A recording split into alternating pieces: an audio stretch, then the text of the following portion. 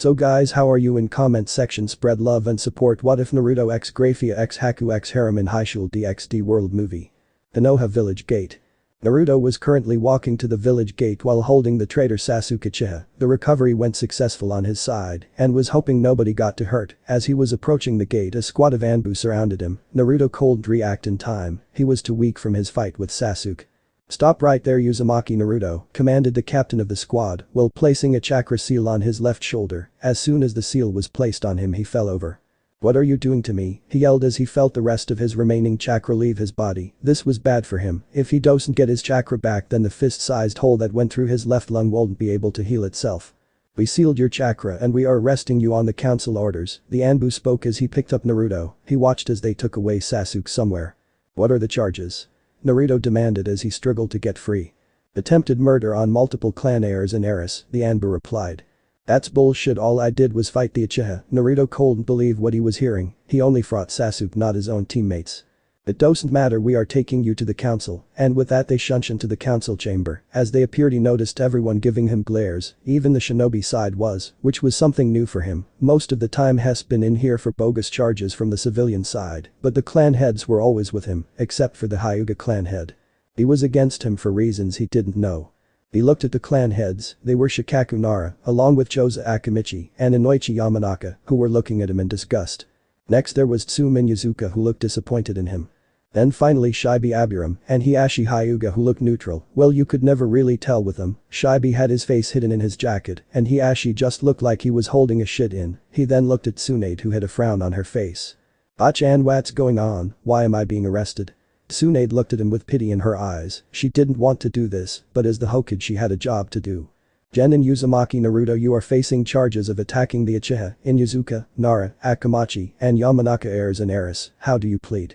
She questioned him. He couldn't believe it. Why was he being charged with attacking his friends?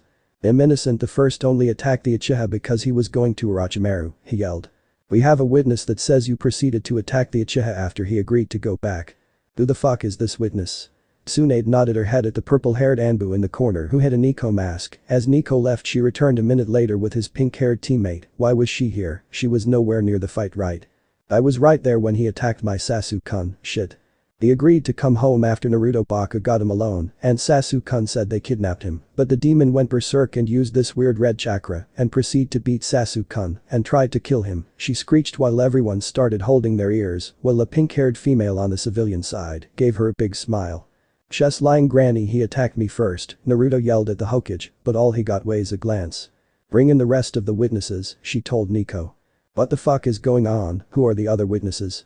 As he was thinking things couldn't get any worse, a group of kids came in. These were the recovery squad consisting of Shikamaru Nara, Kiba Inuzuka, Choji Akimichi, and Ino Yamanaka not, including Niji Hyuga, Shino Aburam and Rock Lee, who were in the hospital. As they stood in line in front of the council, Tsunade addresses them.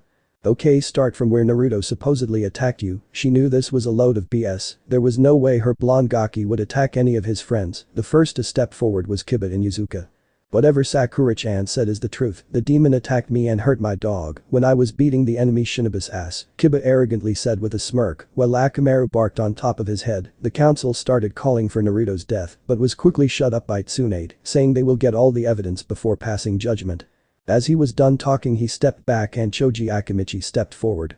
"Kiba is right. I was done fighting my guy and was waiting for the rest of the team to get finished when Naruto came back with Sasuke all bloody and battered. I guess Naruto wasn't satisfied trying to kill Sasuke, so he tried to kill me as well. I ran away as fast as possible, and I even spilled my chips," he said while he was currently eating some brand new chips. Next was Shikamaru Nara. "This is so troublesome, but they're right. When I was fighting my opponent, Naruto came in and interrupted us, and I barely got away with my life. He probably killed the Sound Kunoichi too," he said while he scratched the back of his head and yawned. "He should be at the hospital right now, not in this troublesome meeting." He stepped back so Ino can go. Ino Yamanaka then stepped forward. "I was helping with Shino when he fell unconscious before I defeated the sound guy. As I was trying to get Shino to safety, Naruto Baka came and started fighting me and tried to kill Shino, but I got out of there with him." She stepped back. Each time they spoke and accused him of trying to kill them, it was like a knife to the heart. Why would they lie about him? Naruto would rather die than try and kill a friend. He looked at the council and seen the look on their faces. There was no way he was getting out of this. There were too many people against him. He'd be lucky if he got out of this alive. Tsunade looked like she was about to cry, but she had a job to do and she couldn't play favorites. Now let's get to the last witness, Tsunade said. As the purple Anbu left again he noticed she was shaking, probably coming to the conclusion that he would most likely be executed for his crimes. When she returned with the last witness, Naruto knew he was done for. Standing there with his arrogant smirk like usual was Sasuke Uchiha, and standing next to him was Kakashi Haddock his sensei. As they approached the front of the council Tsunade spoke up. Okay, start where you met each other, Sasuke Uchiha. We met in the Valley of the End after I escaped the guy who was holding me hostage. After that I found the loser, but he chose to attack me. Even when I said I would return, I thought our friendship was good, but I guess he couldn't handle being in the shadow of a true elite. HMPH the dope wishes he was a true Uchiha. Then may I mean Naruto, why did you try and kill me, buddy? I thought I was like your brother, Sasuke said with a fake frown. Yes, he will finally get rid of the dope. With him gone he can finally get the training he needed to defeat his sister. Maybe if they order for the loser's execution, he can be the one to do it so he can gain the Mangekyou Sharingan. This can't be happening, Naruto thought. Why is Kakashi here? Homura Midokado questioned. He had been staying quiet with the other two elders, wanting to see how this discussing will play out. I'm here to discuss Naruto's mental state, Kakashi replied while he was nose-deep reading his book. Proceed, Kakashi, and leave nothing out. Start from team placements, Tsunade asked with a smile. Without a doubt Kakashi would help Naruto as much as he could. Kakashi then closed his book and looked at the council with a serious face. Well, since I got my team, Sasuke has been in a league of his own. It's probably being in Sasuke's shadow watching him complete most of the mission by himself that drove him over the edge, Kakashi explained with a eye smile. How is he on missions? She asked through gritted teeth. What are you playing at, Haddock? Why are you throwing Naruto to the wolves and not defending him? She thought he would be on Naruto's side, so why is he betraying him? If anything bad happens to the blonde, Kakashi is gonna wish he was dead along with those teammates of his. He usually messes around and gets in trouble. He watches as Sasuke and Sakura do the missions as he play games and pranks. It's mostly his fault whenever our team gets in trouble, and he always disobeyed my orders. He then shot Naruto a glare. Jiraiya-sama Should never taught him the fourth signature move. If he's willing to use it on a comrade, the fourth would be disgusted seeing him use it, he stated coldly. When Kakashi said that Naruto let loose a few tears, that hurt him more than anything. The fourth Hokage was his idol. He strived to surpass him and the previous Hokages. To hear his students say that his idol would be disgusted with him crushed his heart. We will now discuss your punishment, Uzumaki Naruto, Tsunade said softly. This was not the reason she came back to the village for, not to send the kid who she thought of as a little brother son to his death. The civilian side was voting for his death, the shinobi side wasn't doing any better. The Ino Shikacho trio along with Hiashi voted to execute him, Tsume voted for something else, and Shibi was just sitting there as if he was surrounded by idiots. If you kill a Jinchuriki, then the tailed beast would be free. As the council was bickering back and forth they were interrupted by the Hokage slamming her fist down on the table. We're not executing him, so pick a new punishment, she yelled at them. She wasn't going to allow these people to kill Naruto. She was about to continue to yell at them, but was stopped when someone slammed their cane on the ground. I vote we banish him, an old man with a bandage covering his left eye said. Everyone turned and looked at the man who spoke. Tsunade narrowed her eyes at the man. She knew exactly who this was. No doubt he was trying to get Naruto as a weapon, but he did just give her an option to save the brat's life.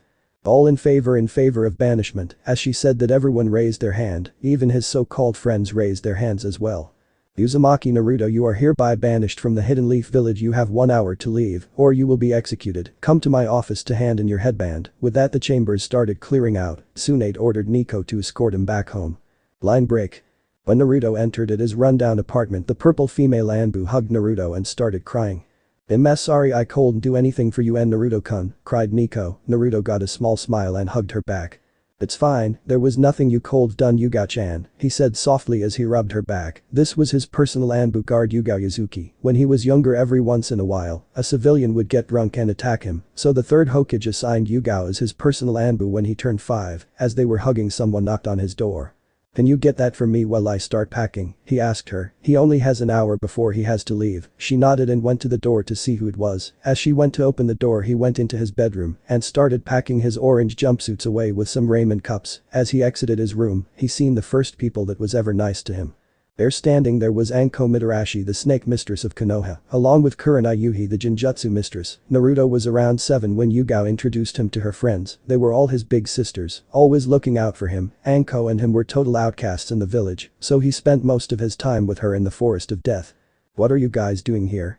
He questioned with a raised eyebrow. The last thing he wanted was an emotional goodbye from his big sisters. But we can't see our favorite blonde Gaki. Anko said with a big smile, but Naruto knew her better than anyone and could tell it was a fake smile. He then looked at them with a soft smile. Kurenai was already crying and Anko was trying to hold in her tears. "You don't need to be fake around me, Anko-chan, I'm taking it you know I'm being banished?" he asked softly. Anko lost her fake smile when he said that and started to let loose a few tears along with her friends. "Yeah, the village is practically celebrating it as we speak," Kurenai spat. Oh, how she wished she can put the villagers in their place. He was silent for a few minutes until he spoke again. "I see Hana-chan isn't with you guys," he asked softly. That was his last big sister he had, and to see she wasn't here to say goodbye hurt. "Don't worry about her, she has a lot on her mind, her brother almost died," Kurenai said. "Does she think it was me? Do you think it was me?" "Of course not, Naruto-kun, we know you would never do anything like that," Yuga replied. "Well, the council does," Anko muttered. This got her glares from the other females in the room. "I don't know why Kiba said you attacked him, but he'll find out, okay? Maybe when we prove your innocence, then you can come back home," Kurenai said while she started rubbing Naruto's back trying to soothe him. "No, I don't think I would come back to this village," he spat. He will never come back to this hellhole for as long as he lived. "What are you saying, Gaki? This is your home, you belong here." "Yes, I'm home, I got. They all treat me as a demon, as if it was my fault what happened 13 years ago. Listen, Naruto-kun, I know that you're upset, but you can't give up hope. This village will see you as a hero one day," Yugao said with a small smile. "No, I was a fool for ever thinking they would. I would rather." He was cut short on talking when he started coughing. He looked down at his hand and noticed blood. He quickly closed it so they won't notice. He looked up and seen they were worried about him.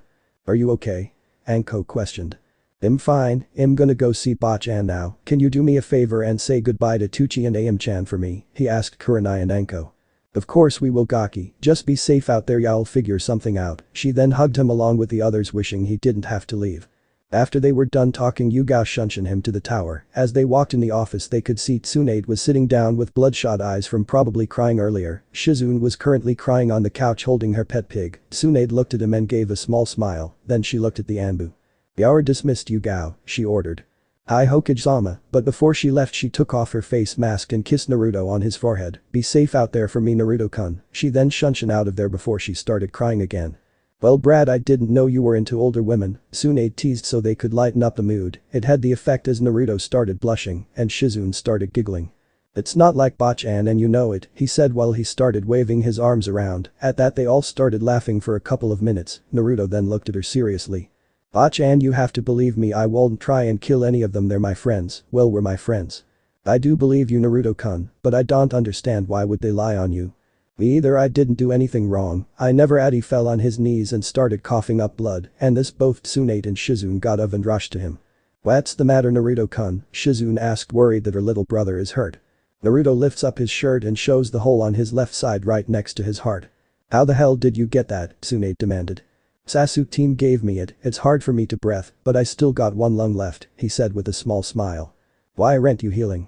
she asked as she started to heal him. "The Anbu sealed off my chakra."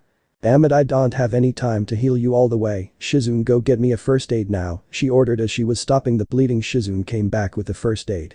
"Listen, Naruto-kun, when you leave the village I want you to fix yourself up. It won't do much, but it will keep you safe until you can find a doctor," she said as she put the aid in his book bag. "Where's the pervert at? I would think he would be here. He went out for a mission, he won't be back for a couple days. Can you tell him I said goodbye?" "Of course, but knowing him he's probably going to come after you to help you," she said with a smile. "Once her perverted teammate finds out about what happened to his godson, there's gonna be hell to pay." "Okay, Bachan, I guess I should be leaving now," he said as he picked up his book bag. "Wait, Naruto-kun." She then went to the fourth picture on the wall and took off the picture, revealing a safe. After unlocking it, she took out a scroll with a Uzumaki insignia on it. "I want you to have this. This was supposed to be giving to you when you became a Jonin or 18, but I guess now's the better time," she said. Oh, how she was going to enjoy his reaction. "What is it?" "This contains everything your parents owned. You weren't told who they were because they had a lot of enemies, so when you find a safe place open it up and get what should been yours from the get-go." "Who were they?" he questioned, hoping he can finally find out who they were. "Well, they were none other than." Pause for dramatic effect. "Yes?" Naruto asked with stars in his eyes. "I'm not telling you, Gaki, you need to read to find out yourself. I don't want to ruin the surprise." She smirked as he faulted. Yes, she was going to miss her fellow blonde. He got up and dusted himself off. He then looked at the Hokage and then the necklace he was wearing. "Do you want your necklace back, Bachan?" he muttered. If she wishes for her necklace back he would give it to her, but he didn't want to let it go. "Take it off," she said. As Naruto shut his eyes to stop himself from crying, he took it off. He then outstretched his hand so Tsunade could take it. What he didn't expect was for her to lean down and kiss him on his forehead as she placed an identical necklace around him, but this one was red instead of green. He then looked at her confused. "This necklace is even more important to me than the green one, brat. This one belonged to my grandmother, Mito Uzumaki, who passed it down to your mother when she came here when her village was destroyed. Your mother was like the daughter I never had, and when she died the necklace was the only thing that reminded me of her. It's time for you to have it," Tsunade said as she started crying again. Oh, how she missed Kushina. At this point Naruto was in tears. He finally had something that was his mother's, and to Mito Uzumaki, whoever that was. "Wait, you said Mito Uzumaki, the Uzumaki are a clan?" he questioned. They were, but they were destroyed long ago. "I'm not saying anything more, the scroll should explain everything to you," she said as she bonked him in the head to stop him from asking any more questions. He smiled at them and then looked at the time. "I should go now, I'm gonna miss you Bachan, Shizu-ni," he said softly as they all hugged. "Take care brat, don't do anything crazy." "Take care Naruto-kun, I'll miss you," sobbed Shizune as she kissed him on the forehead. My Shizune, I didn't know you had a brother fetish," Tsunade teased. How could she not? "Tsunade-sama, it's not like that," she yelled as she and Naruto was blushing up a storm. After they were done talking he left the room. Tsunade just sighed at how her job was going to become boring now. She then looked over at Shizune with an evil smirk. She flared her chakra and a purple-haired Anbu along with 2 others came in. "Yes Hokage-sama," they all said. "As of this moment you will be keeping an eye on Sasuke Uchiha." When she said that name the black-haired Anbu tensed. "What for Tsunade-sama?" Shizune asked. "Well, I think we need to keep an Anbu team on the Uchiha, that's all." "You think the council will like that?" Yuga questioned. "Of course they will, since the Uchiha said he was kidnapped, then that means he can't properly defend himself, so I think you guys should watch him, and I think some seals on him would be good as well." "For how long Hokage-sama?" asked the black-haired female Anbu with a sparrow mask. "I think house arrest for 3 years so we can properly protect him. Will that be a problem, Anbu?" "And remove your mask," the Hokage said coldly, releasing her kai. This caused the Anbu to flinch. "And no Hokage-sama," replied the fearful Anbu as she took off her mask. "You should be happy, it's not every day a mother can reunite with their son now, isn't that right Mikoto?" Tsunade questioned with a smirk. "Of course Hokage-sama," Mikoto replied as she stared at the ground. Line break. Naruto was currently walking out of the village gates. He was glad everyone was too busy celebrating to notice him leave. As he was walking past the desk he looked at the 2 eternal gate watchers. They looked at him and gave a small smile and a nod. These 2 were Izumo Kamizuki and Katetsu Hagane. They usually helped Naruto with some of his pranks when he was younger. As he continued to walk past them he looked back at the village for one last time. He then looked at the Hokage monument and frowned. He thought by becoming Hokage the villagers would finally acknowledge him and show him respect. He was such a fool for believing that. No, he would leave and make a new destiny for himself and prove that he has what it takes to become a Kage. Might not be Hokage, but he would become a Kage. That was a promise of a lifetime, and with that Naruto left the village never to be heard from until years later. Line break. It was currently raining as Naruto was walking close to the border of Fire Country. He was heading to Wave Country, hoping that he can stay with Tazuna and Tsunami until Hess healed. As he was walking on the road he stopped when he smelled blood coming from the side, so he went into the forest and found a blood trail. As he followed the path he came across a silver-haired female who had multiple cuts to her body and was bleeding to death. Seeing this he picked her up and started looking for shelter. After a couple of minutes of searching he found a cave. When he went in, he placed the woman down and got a better look at her. The female in question was without a doubt the most beautiful woman he has ever seen. Looking at her closer he couldn't help but blush. She looked to be in her early 20s with her silver hair flowing freely with twin braids in the front with red lipstick. She was currently wearing a black bodysuit that didn't leave anything hidden. After getting over his shock, he took out the first aid Bachan gave him from his bag. As he opened the box he was about to start treating her when he stopped. He then looked at the hole in his chest. He needed to patch it up until he finds a doctor to heal him. If he heals the stranger then there's a good chance he would die. What to do? On one hand if I heal myself alive, but she will die. On the other hand if I heal her, then there's a good chance I will die, he thought sadly. One of them must die so the other can live. He then pulled out the scroll that contains the knowledge of who his parents were. You probably have someone special that's waiting for you back home, don't you? He spoke out loud even though she couldn't hear him. She probably has a family that's missing her. Unlike him where Hess finally alone once more. Well, looks like you get to live today. With that said he puts down the scroll and he starts cleaning out her wounds and started bandaging her up. After he was done he pulled out an empty blood bag and started to fill his blood up with it so he can give it to her. It's not like Hess gonna need it wherever he was going. After it was done he put the needle in her arm and started the procedure. While fixing her up, he never noticed he was being watched by a squad of Anbu outside the cave. "Shouldn't we get him now?" the bear Anbu said. The three Anbu currently had Anbu mask with the word no on the front. As they started talking they seen Naruto starting to get disoriented. Hawk then decided to speak up. "I agree, if he continues he will die and Danzo-sama won't be happy. What do you think, Tiger?"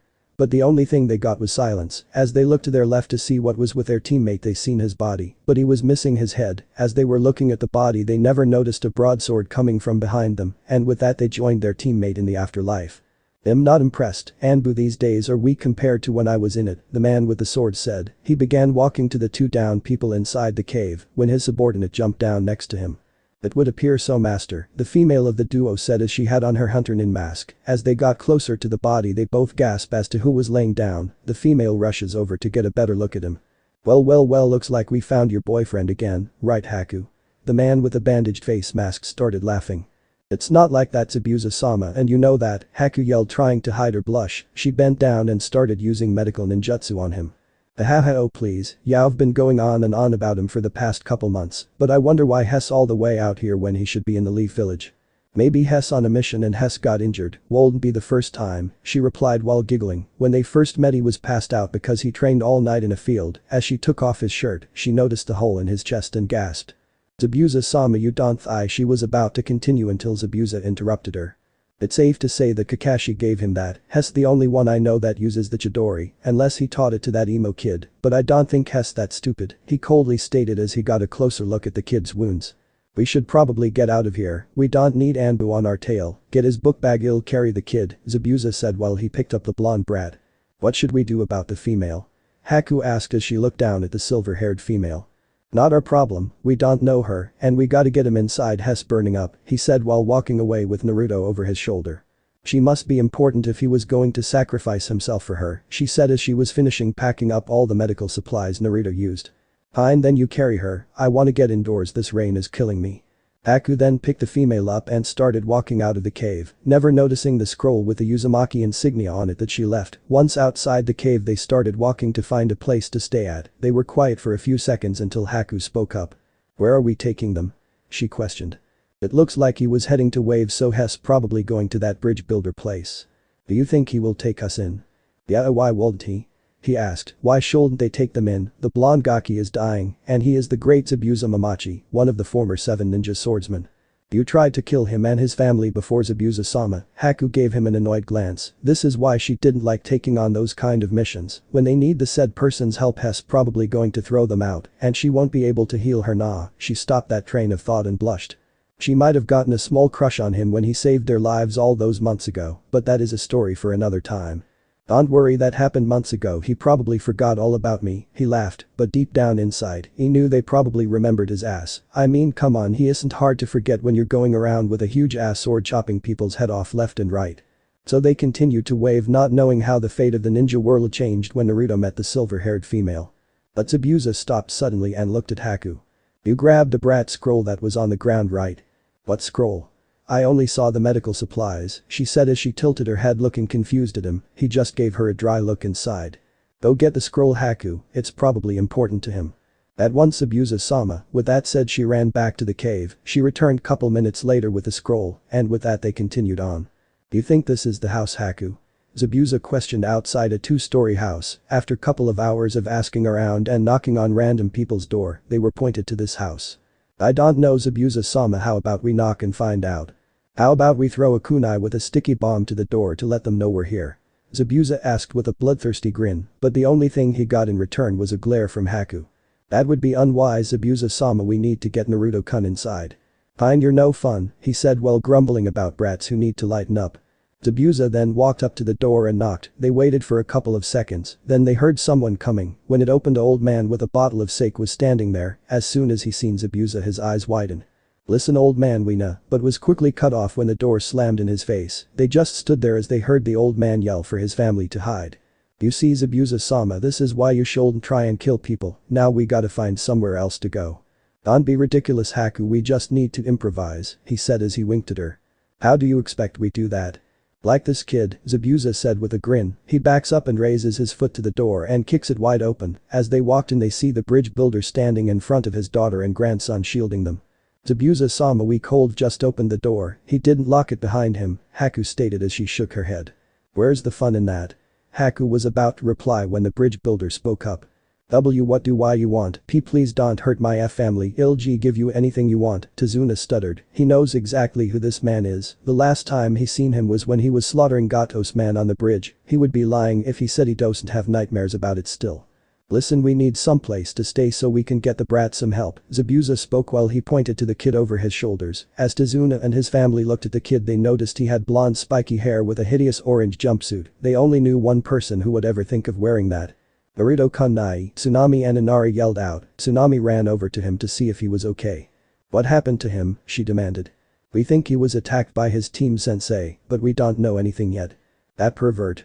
Tsunami spat. She still remembers that man. When he was staying here, all he ever did was train the black-haired student of his or read his porn. While they were celebrating when they were free from Gato's rule, Kakashi got her drunk and tried getting in her pants, but before anything could happen, Naruto stepped in and put her to bed.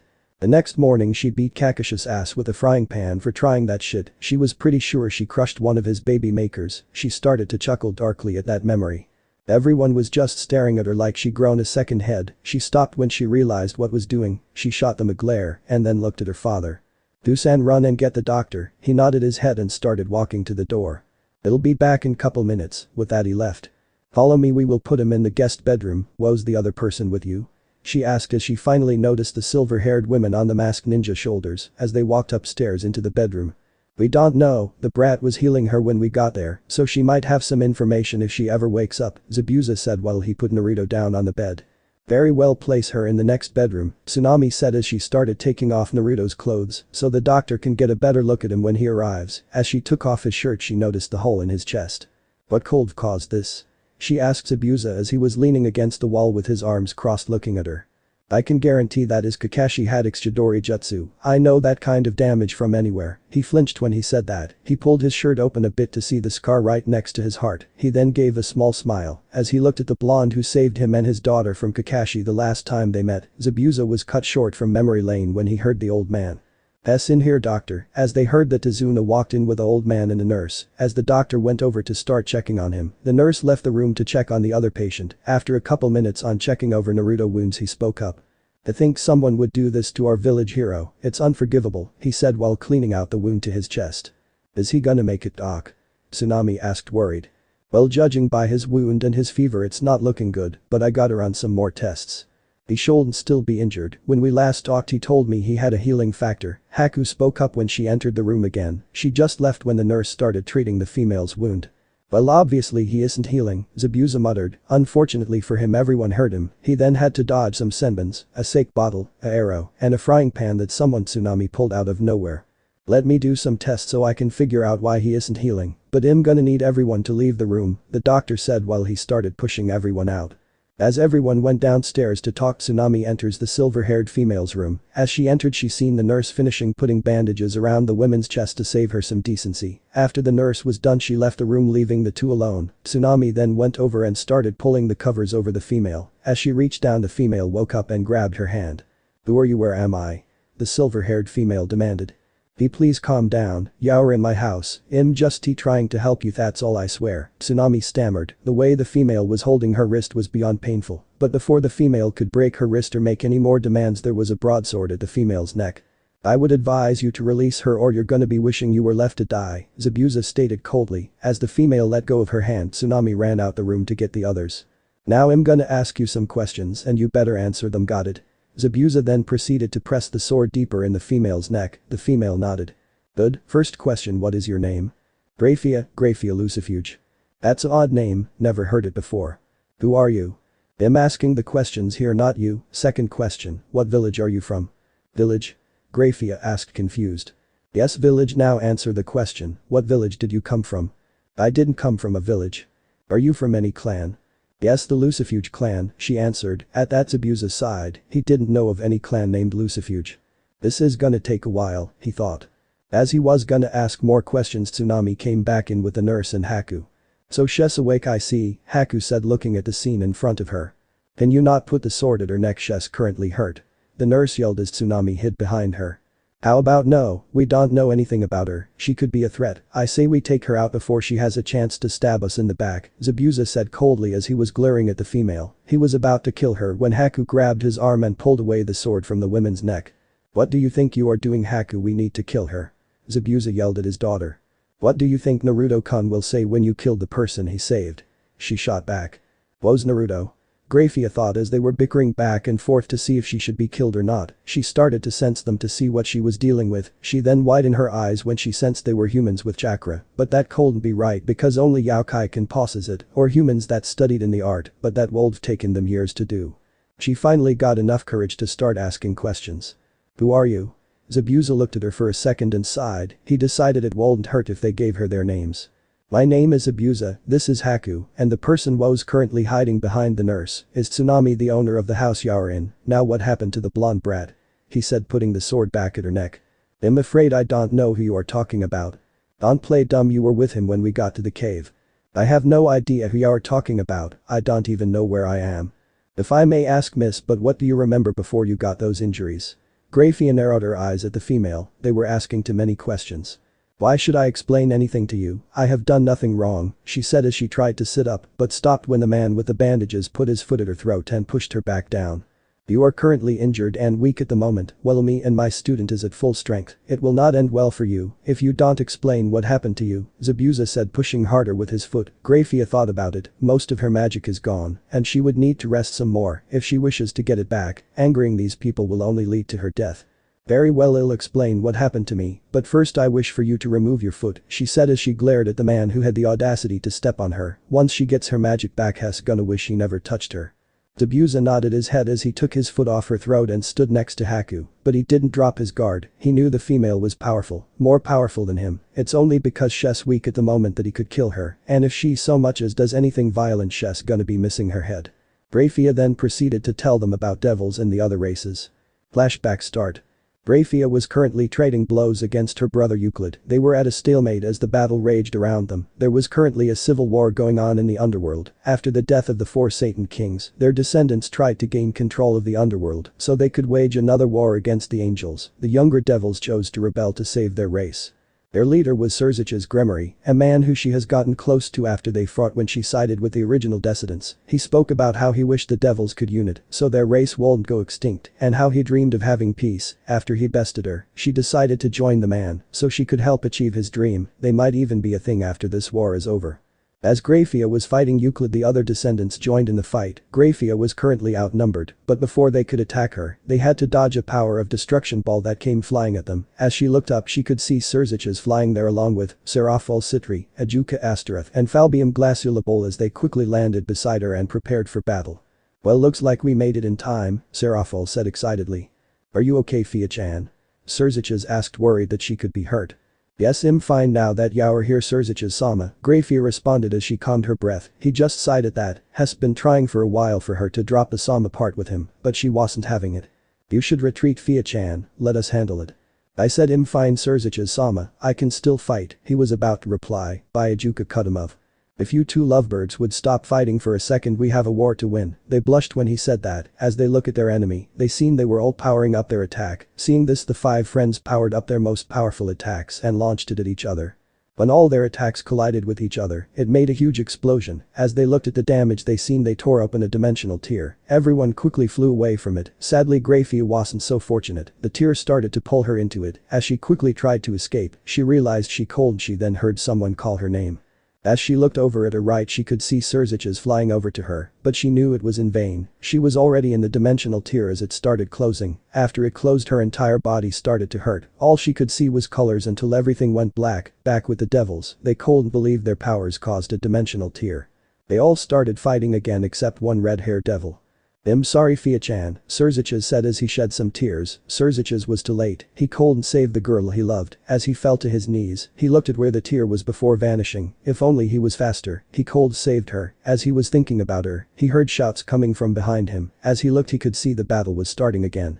Surzich's eyes flashed red as he looked at the descendants of the original Satans. It was their fault his love was gone. It'll make them pay Fia-chan. It'll come find you and rescue you wherever you are. Then we can be together like we promised, he thought sadly as he touched the ring he was wearing. They were promise rings that they got each other. They got it to show them when the war is over they can finally be together, and with that he joined his comrades in the fight. Flashback end. Well, that's a nice tale you have. We got another crazy one here, Haku. He whispered the last line to Haku, who nodded, but unfortunately for him Grayfia heard him with her enhanced hearing. Grayfia sat up from her bed and released her wings. Everyone stared at her with their eyes widened and their jaws on the ground. Holy shit, you're telling the truth, you're a demon, are you by any chance a succubus? He asked as blood was dripping from his nose, but thankfully his bandages covered it. He was staring at her chest that's only covered by bandages. Grayfia just glared at the man. Oh, he is going to pay as soon as Shess recovered. So you're saying you're from another world that has devils, angels and fallen angels? Tsunami asked with wide eyes. It's not every day you meet an alien. Grayfia looked over at the house owner and nodded her head. So you don't remember meeting Naruto-kun? Haku questioned, deciding to ignore Zabuza's comment. I'm sorry but I have no idea who that is, she said. That's the Gaki that probably saved your life. When we arrived you were covered in bandages to stop your bleeding. Hell, I'm pretty sure he gave you his blood so you won't die of blood loss, he said, shocking her. If I may ask, where is he? I would like to thank him for saving my life. To think someone would go that far to help her even though they didn't even know her was astonishing. That's in the next room fighting for his life. The brat has a big hole in his chest, Zabuza said while cleaning Kubikarabjm all of a sudden. Zabuza-sama, do you have to say it like that? Haku yelled into his ear. I'm right next to you, Haku, you don't need to yell. Is it your time of the month again? Zabuza teased while he was laughing. Before Haku had a chance to kill him the doctor walked in. How's the brat? Zabuza asked but knew something was wrong when the doctor frowned. I'm sorry to tell you all this, but Naruto is dying, he may have couple hours left. How? Tsunami muttered. As you said earlier, Naruto-san has a healing factor, but what I can conclude is it's not working. He has a seal on him that's preventing his chakra from healing him. If it isn't removed soon he will die, the doctor explained, shocking all of them. Can't you remove it? Zabuza questioned. The doctor sadly, I can see what the seal does, but I can't remove it. Zabuza-sama, can you remove it? Haku asked, hoping he could save Naruto. I can't, I was never really good at Fuinjutsu. Maybe I can help. Grayfia asked, interrupting them. Everyone stopped talking and looked at her. Do you know any Fuinjutsu? No, but I maybe be able to help. Why would you help him? Haku eyes narrowed, she doesn't trust the devil at all. If what you said is true then that man saved my life, him and his debt now. Zabuza nodded and left the room with the rest so she can get dressed. Tsunami went and got her one of her outfits to wear. As she got back Grayfia was exiting the room in a maid's outfit. Where did you get that, Grayfia-san? Tsunami asked, she cold sworn there wasn't a maid's outfit in that room when she left. I summoned it, Tsunami-sama, may we see the man who rescued me? Grayfia said in a neutral tone. Everyone raised an eyebrow when she said Sama after her name. As they walked in Naruto's room Grayfia looked at the blonde who rescued her. She realized that it was a child and not a man who saved her life. He looked no more than 13. Is this the one who saved me? She asked in disbelief that a child rescued her. Yes, this is Naruto-kun. He may not look like much, but he's a hero in this country. He saved everyone from a tyrant a few months back. He has a pure heart, Tsunami said with a big smile. Where is this seal at, doctor? Zabuza asked. On his left shoulder blade, the doctor stated as he put Naruto on his side to show them the seal. Grayfia looked at the seal and wondered what this could do. It looked similar to a rune her race uses but different. She then touched it with her index finger and pumped her demonic power into the seal. After a few minutes the seal broke and the blonde was flooded with red chakra. Tsunami. Her father and her son along with the doctor and nurse fell to the ground. Zabuza, Haku and Grayfia wasn't faring better either. After a couple minutes everyone got back on their feet after the chakra dissipated. Amazing, what did you do to break the seal? The doctor questioned. I just poured my demonic powers into it, Grayfia stated. Demonic powers? You don't wanna know, doc, Zabuza said. Well, by the looks of it his wound is starting to close. If you would leave the room that will help, he'll let you know when he wakes up. Come get me as soon as he gets up, Zabuza said as he and the group left. As they went downstairs Zabuza was starting to leave the house. Where are you going, Zabuza-sama? I'm gonna stand guard, last thing I want is Anbu sneaking up on us, he said as he left the house. Tsunami-sama, is there anything I can do to help? Grayfia asked standing near Tsunami. Oh no, you're fine, Grayfia-san, I'm just going to do the dishes, she said with a smile. Grayfia looked at her, then looked at the house. I will start cleaning the house, Grayfia said as she pulled out a duster from Kami knows where and started dusting. But Yaoru guessed you shouldn't be doing that. That's why I'm cleaning the house, Tsunami-sama. You are giving me a place to stay at. The least I could do is clean up the house for you, Grayfia replied as she continued to dust. Very well, Grayfia-san. She knew she wasn't going to win this argument, so she dropped it. 3 hours later. As the people in the house were talking, the doctor came out of the room and went downstairs to speak with them. The kid's awake, I only advise one of you to see him, he's very weak as of right now, the doctor explained. Haku shot right up when she heard that, but before she could race to his room, Zabuza walked in from outside the house. It'll go, if you see him you'll probably make out with him, Zabuza said with a shit-eating grin as he shot Haku a glance. Zabuza-sama. Haku growled at him while she was blushing madly.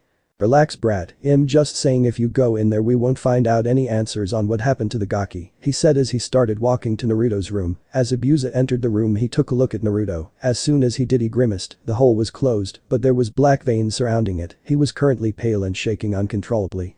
Well, yeah, I've seen better days, Gaki, Zabuza said. As soon as Naruto heard his voice his eyes widened slightly. He was hurting too much to do anything major. The doctor told him where he was but didn't say who brought him here. What are you doing here, Zabuza? Is Haku-chan with you? He asked softly as he looked to the right to see Zabuza standing there leaning against the wall. Yes, she's downstairs worrying about her boyfriend, he said with a grin. Keith, that's not funny, Zabuza. Haha, but it is. The last time we seen each other she was all over you. That was when you saved our lives all those months ago, he said with a fond smile. If it wasn't for the brat he would be dead right about now along with his daughter. It was nothing, Naruto said. He got a faint smile when he thought back to when he saved them. Back then they were enemies fighting against each other, but he cold killed them. Haku became someone precious to him, and he always protected those close to him. So what happened to you, Gaki? You were at death's door when we found you. Better question yet is how did you get that hole in your chest? Was it Kakashi? He said coldly. No, it was Sasuke. He rammed a Chidori through my chest, Naruto said. He then went on to explain what exactly happened to him when he returned with the Uchiha. I can't believe they would do that to you. Why did your so-called friends lie on you? I wish I knew. Naruto cold finished the sentence as he started coughing up a lot of blood. Doctor? Zabuza yelled. After a couple of seconds the doctor burst through the door along with the nurse. What's going on? I don't know, we was in the middle of talking and he just started coughing up blood. We'll see what's the problem, the doctor said while he rolled Naruto on his stomach so he wouldn't choke on his own blood. Zabuza looked on before deciding to leave. As he walked downstairs, he noticed all the worried looks on him. What's going on, Zabuza-sama? The kid started coughing up a lot of blood. Did he tell you what happened to him? Tazuna asked while he started drinking. Yeah, he did. Long story short, his teammate went rouge, stabbed a Chidori through his chest. Then Naruto went back to the village with the traitor. Anbu arrested him and sealed away his chakra. His friends lied to the council about him and got him banished. Then he found the hot silver-haired maid here and chose to save her life with the cost of his own. Then that's when we found him and here we are, Zabuza said, not really caring that Grayfia glared at him when he called her hot. Everyone cold believed their ears. To think the place he called home could be so cruel. I thought the doctor said he was going to be fine. We just gonna have to wait and find out what's wrong with the brat, he said as they went into uncomfortable silence. Zabuza then started checking out the maid. A quick question, do you have a maid fetish or something? She didn't even bother giving him a glance as she continued cleaning. So you got a boyfriend? He asked as he watched her bend over. She stood up and glared at him. I would drop this topic if you wish to keep what makes you a man, Zabuza-san, she said while releasing a bit of kai at him. Zabuza chose to keep quiet as he and Tazuna backed away from the maid, while Tsunami and Haku got an evil smirk. Inari just looked at them confused, wondering what they're talking about. Couple hours later. They heard the doctor come downstairs with a frown on his face. Well, I got some bad news. Ain't you got some good news too, doc? Zabuza asked. I'm afraid not, it's only bad news for the child. What's wrong with him? I thought that if we managed to break the seal and get his chakra pumping it would save his life. Well, it did close his wound in his chest. It was too late to save him. He lost a lot of blood. He had a hole in his chest and was in the rain for hours. That will never end well for someone. There's nothing I can do. He has at least 2 months to live, 3 at most. The doctor went quiet for a few seconds until he spoke again. If I was you I would put him out of his misery before the pain becomes too much to be. He was cut off when he received kai from everyone in the room. How dare you even suggest such a thing? Haku screamed at him. How can you say such a thing after he rescued all of us from Gato, Tsunami said, but the only thing she got was a glare from the doctor. You must understand that he's dying. There is nothing anyone can do to save his life. In a couple weeks his body will start shutting down and he will die a slow and painful death. Killing him now will save him from the pain he will go through, the doctor shot back. I wouldn't suggest such a thing if there was any other way of saving him. He saved my daughter from getting raped when he was out in the town when he was here. This is the last thing I want for the child. You should let him rest for now. You may see him in the morning if you wish. I'll take my leave now," the doctor said as he left with the nurse he brought. Everyone was quiet until Tsunami started crying with Inari as they left to go upstairs. Tazuna pulled out a sake bottle and went off somewhere to drink away his sorrows. Haku looked at Grayfia and glared at what she was doing. She started cleaning again like nothing ever happened. "If it wasn't for you he would've been fine." Haku growled at the maid.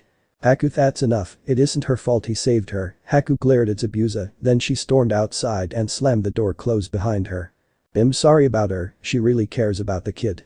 I didn't want this to happen, he shouldn't have healed me, he didn't even know me, I could been an enemy," she muttered as she clenched the duster. "That may be true, but that isn't who Naruto is. He didn't see you as an enemy, he seen a stranger who needed help and he did. The way he said it was you probably had a family or someone that will miss you if you died, so he chose to save your life." She pictured a red hair man smiling at her. "At the cost of his own, by the way you people treat him you would miss him, so why did he give up his life to save mine?" she questioned.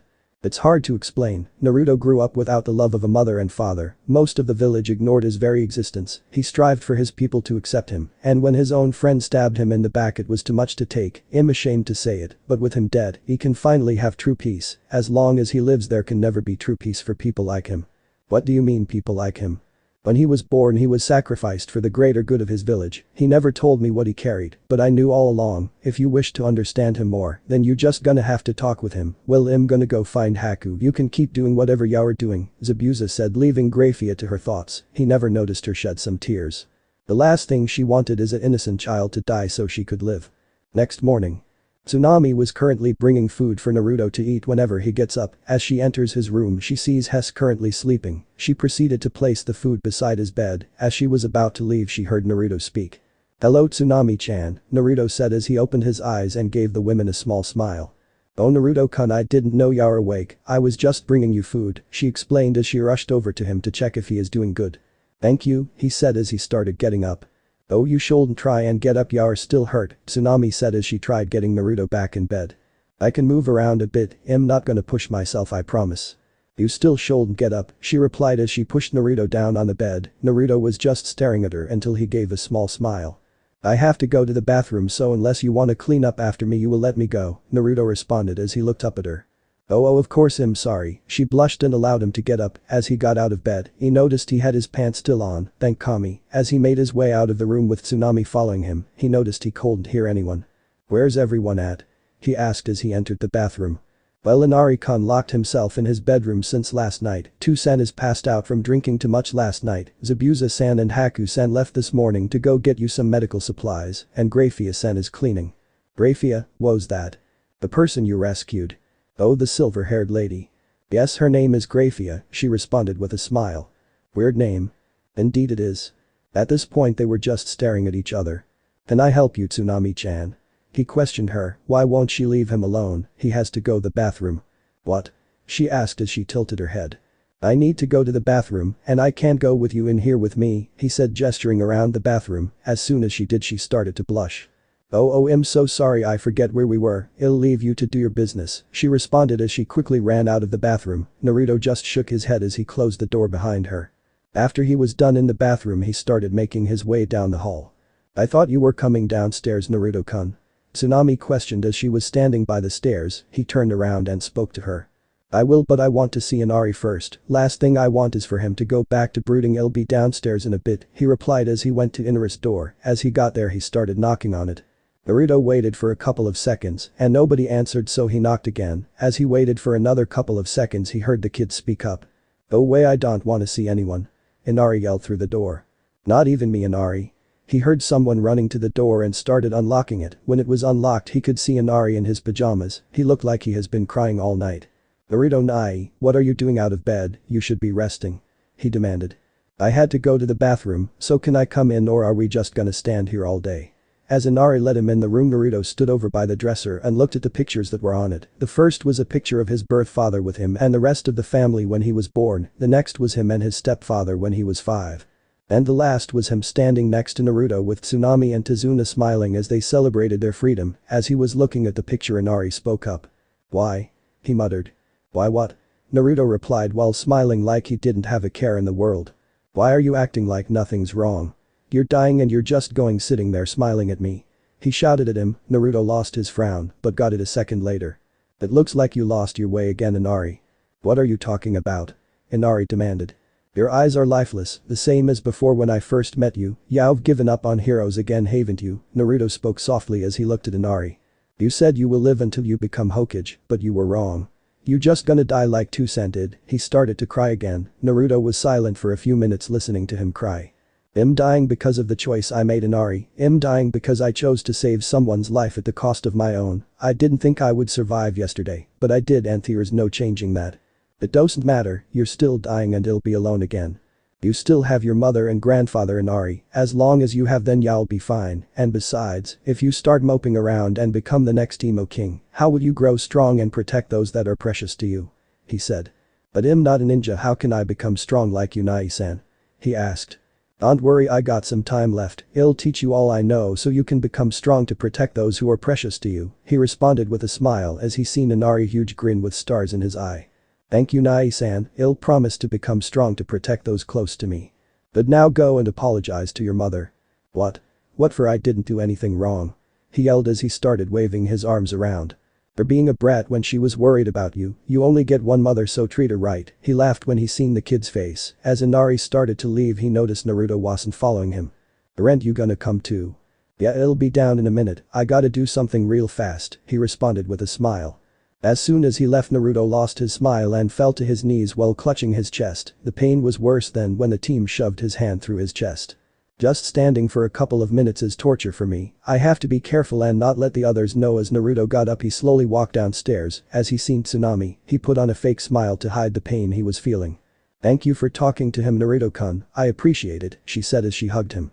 It was nothing at all. I don't want him to go back to being depressed all the time, he responded as they broke the hug. Naruto then went into the living room and sat down next to a drunk Tazuna. As he was resting, he felt someone watching him, so he opened his eyes and looked to his left. As soon as he did, he seen the same silver-haired female he rescued last night dressed as a maid.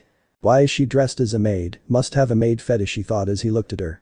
So I'm assuming your name is Grayfia? Naruto questioned as he looked at her. Yes, Naruto-sama, that is my name, she responded. You can just call me Naruto-san. Grayfia-san, he said dryly. Of course, Naruto-sama, he just facepalmed at that. Why can't she just act normal? How are you feeling?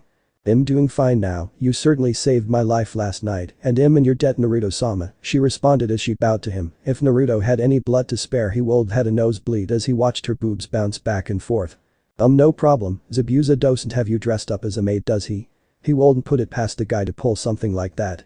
No sir, I'm an official maid for the House of Lucifer, she responded with a small smile. Good for you. After that they just continued to stare at each other. Grayfia was just staring at him like she was looking at his soul, and she wasn't even blinking. Can I help you with anything, Grayfia-san? How are you feeling? She questioned as she watched him closely. If a normal person looked at him, they wouldn't be able to tell if anything's wrong with him, but she isn't normal. She can very well see he's in pain and is trying to hide it. I'm doing fine, he responded as he closed his eyes to rest, but not for too long, because the maid decided to speak again. You're lying, he gave her a bored glance. Excuse me? Not trying to be disrespectful or anything, but I can tell that you are in pain. It doesn't matter, it'll be fine. Do you wish for me to get anything to take away the pain? She questioned. No, I'm fine, it won't matter really, I'll be dead soon. But it can be less painful. I appreciate your concern, but it'll be fine, just stop worrying about me, he snapped back. He didn't mean to sound rude, but he just didn't want people to start treating him like a sick puppy who needs to be taken care of. Of course, I apologize for stepping over the line, Naruto-sama. As she went back to cleaning, Naruto decided to get some fresh air. As he went outside, he started to walk into the forest. After a couple of minutes, he came to a clearing with multiple trees that have fallen down dead. As he looked around, he saw what he was looking for and walked to it. As he got closer, he took in its appearance. It was a tree that had multiple cuts across it. He smiled as he remembered it. Kakashi was busy training Sasuke, so he went out and tried to do the tree walking exercise by himself. He failed, of course, so he did what anyone else would do, spam the shadow clone jutsu and destroy all the surrounded trees. He then laid down under the tree and decided to take a nap. As Naruto was sleeping, a figure was in the bushes staring at him. The figure then walked out of the bushes and started walking up to him. As the person came up to him, they knelt down and shook Naruto awake. Naruto opened his eyes and smiled at who he saw. Hey, if you sleep out here, you'll catch a cold, the figure spoke. We need to stop meeting like this, Haku-chan, Naruto said with a smile. How he missed her. I don't think it's that bad. How are you feeling, Naruto-kun? She asked softly. You could hear how worried she was when she spoke. I've been better, he chuckled as she laid down next to him. Me and Zabuza-sama got you some new bandages and some pain medicine, she said as she snuggled into his chest. You guys don't need to concern yourself about me, Haku-chan, he said as he started petting her hair. But I want to concern myself with you. You're dying in tears, nothing I can do about it, it's not fair, just when I get you back I'll lose you again, she cried into his chest. She's been bottling it up inside all night, and now the dam's breaking. SHH, it's alright, Haku-chan, he spoke, trying to calm the girl down. As she continued to cry for what seemed like hours, she finally stopped. As he looked down at her, he noticed she cried herself to sleep. He then got up and picked her up and started making their way back to the house. Naruto walked in carrying Haku as she fell asleep while she was crying. Naruto went to the couch and placed her down. He looked at her and brushed the hair that was in her face away. She was certainly a beauty in his eyes. This was what Zabuza walked into. He looked at the gaki and smiled at him. How you feeling, brat? Zabuza asked as he sat down on the opposite side of the couch and started to clean his sword. Somewhat better, I guess, still hurting, he told him as he got a blanket from the closet to put on Haku. Here, take some of these pills, they'll help with the pain. Zabuza tossed Naruto some pills. Thanks, can I ask a question? He asked as he put the blanket over Haku and put the bottles in his pants. Zabuza nodded his head at him to continue talking. How did you guys find me? Well, we were trying to find some missions so we can send some money back to the rebellion back in the Hidden Mist village. As we were going to a town we sensed some hidden chakra signatures. I thought they were Hunter Nin tracking us, so we snuck up behind them and killed them, but I'm pretty sure now they weren't Hunter Nin, but Anbu following you. They said something about Danzo wanting you or something, kinda hard to remember when I was too busy chopping off their heads, Zabuza said as he started swinging his sword around. Danzo, I think I heard that name somewhere before, the rebellion still isn't over. Haku talked about the rebellion when they met. Her father killed her mother, then tried to kill her until she killed him in self-defense. No, probably won't be for a few more years. That's why me and Haku been doing missions non-stop since we last met. To be completely honest with you, I'll be leaving by the end of the week. The more time I spend here, the more the war will waged. I'm the moneymaker for the rebellion. So Haku's leaving with you as well, he spoke softly. I don't think she will, she cares far more about you to just leave like that, he responded. She should go with you. I would thought you would want her by your side. She shouldn't see me die slowly in front of her. I don't wish anyone to see me like that. I understand that, but she won't, she might even kill you for suggestion that, he said as he took a glance at Haku who was still sleeping next to Naruto. Yeah, don't remind me, anyway, do you know where my stuff is? I had a book bag when I left the village. Yeah, it's upstairs next to your bed. Okay, thanks, can you tell the rest not to disturb me? I'll be doing something private up there, he said as he started making his way upstairs. Say no more, kid, when you gotta wank it you gotta wank it. Naruto stopped immediately in his tracks. He turned around and looked at Zabuza. What are you talking about? You know what I'm talking about, spanking the monkey, pulling the pope, wrestling the eel, he said with a grin. What in the fuck is wrong with you? Naruto asked as he looked at Zabuza in disgust. He was quiet for couple seconds, then he spoke up. I slaughtered my entire graduating class, okay, I got some problems.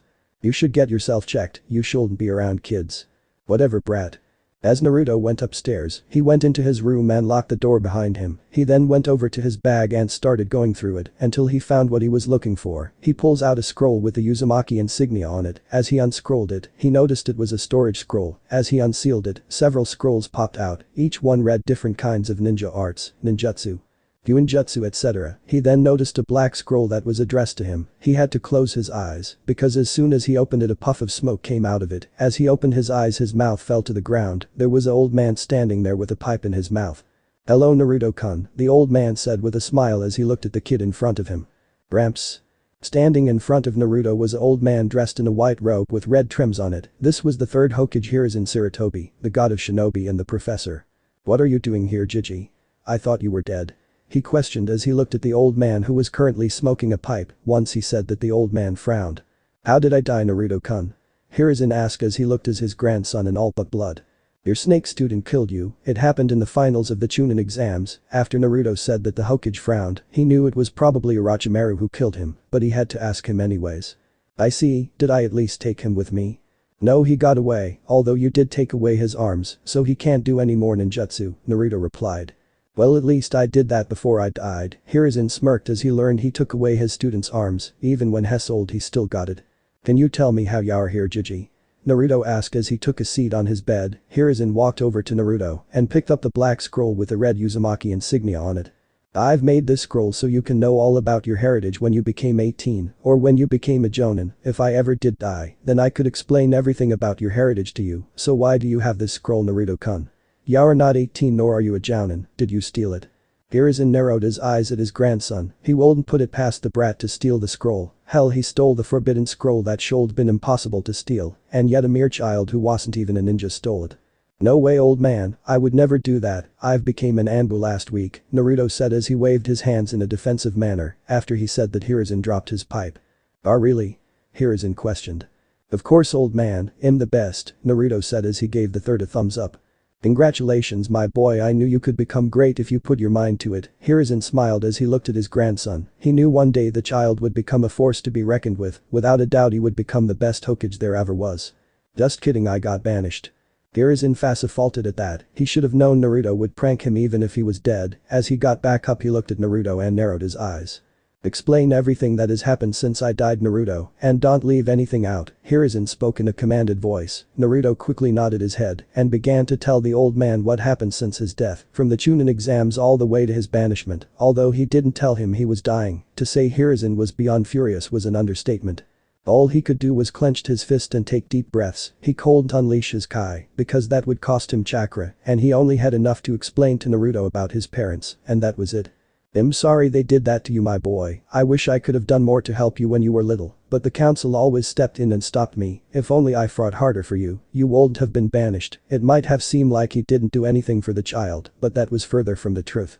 He always made sure he had an Anbu on him to protect him if a villager ever attempted to harm him. He made sure he always had food. It wasn't his fault the boy only ever ate ramen. He practically gave him anything he wanted if he asked for it. The only thing he held from the child was his burden and his heritage. He already knew of the 9 tails he carried, but didn't know who his parents were. But it would seem he could finally pass on the knowledge to his grandson and finally be at peace with himself. Hiruzen shook his head, getting rid of those thoughts. He needs to get down to the reason why he's here to begin with. After taking some deep breaths, he started to explain why he was here again. Okay, Naruto-kun, so back to what I was saying. I made this scroll so if I ever do die, then I could explain everything to you through a shadow clone. So let me tell you about who your parents were, Naruto-kun. Your mother was Kushina Uzumaki. She was the heiress of the Uzumaki clan. You probably don't know this, but the Uzumakis were a clan that was on par with the Senju and the Uchiha clan. Sadly, during the Second Shinobi War, 3 of the 5 main villages waged war on the Uzumaki homeland and destroyed it. Your mother was the sole survivor, but there were some rumors that some Uzumaki survived and went into hiding. She searched for them, but sadly never found any. Naruto was clutching his mother's necklace as the third told him who his mother was. Many nights he stayed up at night wondering if his mother abandoned him at birth along with his father. Hiruzen smiled as he remembered Kushina. She was like a daughter to him. Kushina was without a doubt one of the best kunoichis that ever lived. She was even on par with the 4th Hokage. When she found out she was pregnant with you, she ran around the village, screaming how she was gonna be the best mother there ever was, and how she would give you the world. He started laughing as he remembered when Fugaku said she would give birth to more annoying tomatoes. After he said that he along with every Uchiha hair was dyed red, Mikoto and Itachi wasn't even safe from the Uzumaki's wrath. Hiruzen was cut short on memory lane when Naruto spoke up. Who was my father, Jiji? Naruto has been watching the old man laugh for a couple minutes and decided to snap him back to reality. Your father was without a doubt the bravest man I have ever met. Your father was Minato Namikaze, or as you would know him as the 4th Hokage. Hiruzen enjoyed watching his grandson's face when he told him exactly who his father was. Ever since Naruto was born, he always tried to learn everything about the 4th. Sadly, he had to hide a lot of information about who he was from the boy. The last thing he wanted was for Naruto to run around the village, yelling about who his father was. No doubt Iwa would try and send assassins after him.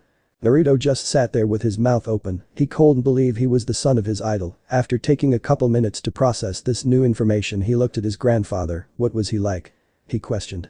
Your father never knew his parents. He was an orphan just like yourself. He kept to himself when he was younger. At the end of the Second Shinobi War, your mother Kushina came to the Hidden Leaf so she could become the next Jinchuriki of the 9. He couldn't finish as Naruto interrupted him.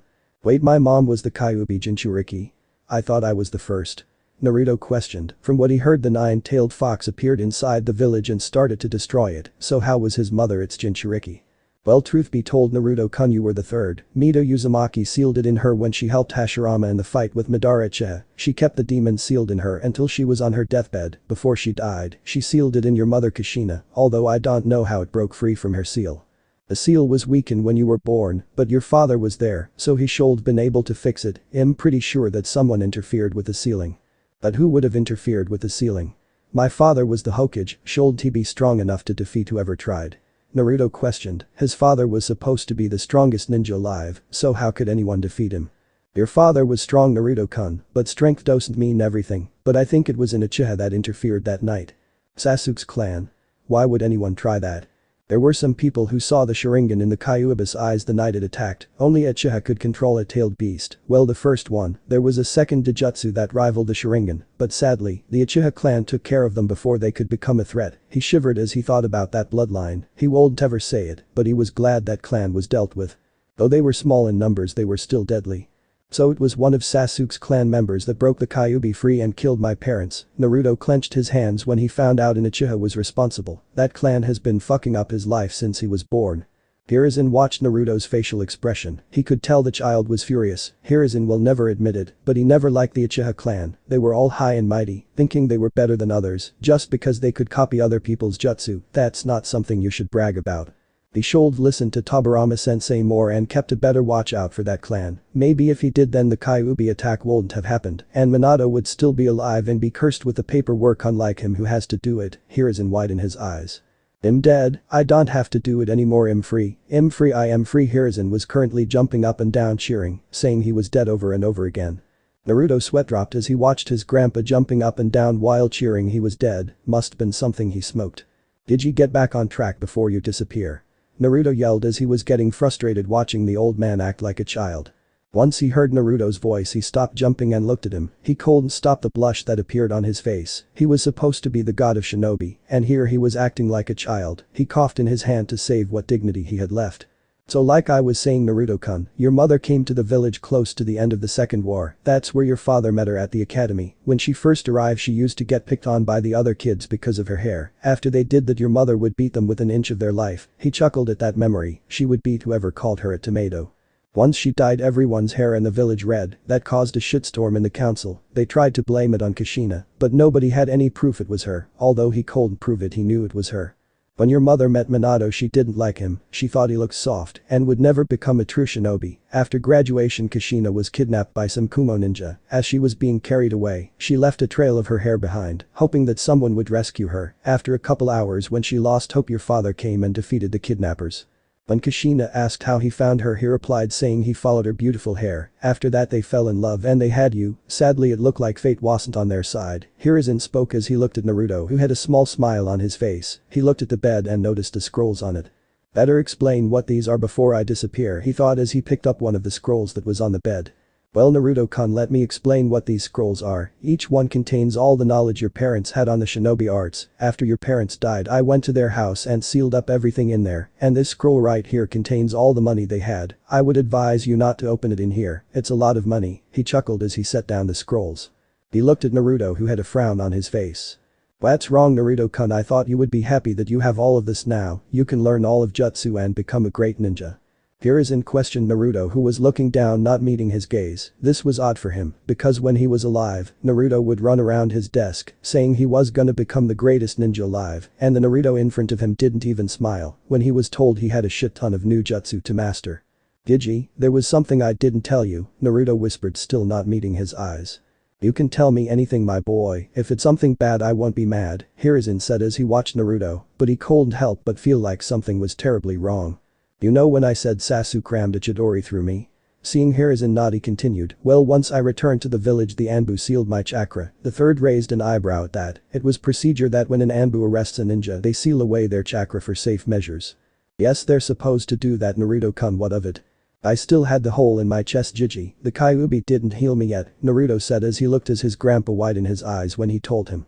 After I was banished, the seal remained. It took too long to remove. I only have a few weeks to live, Jiji, Naruto whispered to the Hokage. He still couldn't believe that in a few weeks he wouldn't be alive anymore. They sat in silence for a few minutes.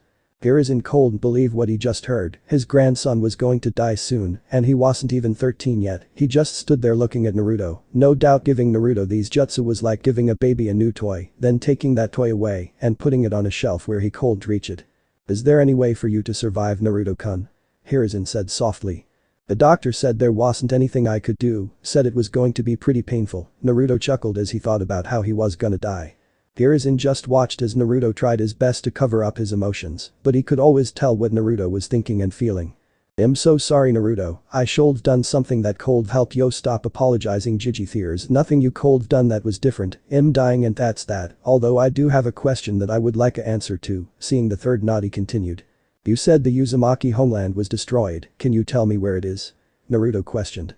Why would you want to know, Naruto? There's nothing there, it was destroyed, only thing that still stands is couple houses and the dead bodies, Hiruzen inquired as he looked at the boy. After the Uzumakas were wiped out, he and a platoon of his most trusted shinobi went to Uzushiogakure and looked for any survivors.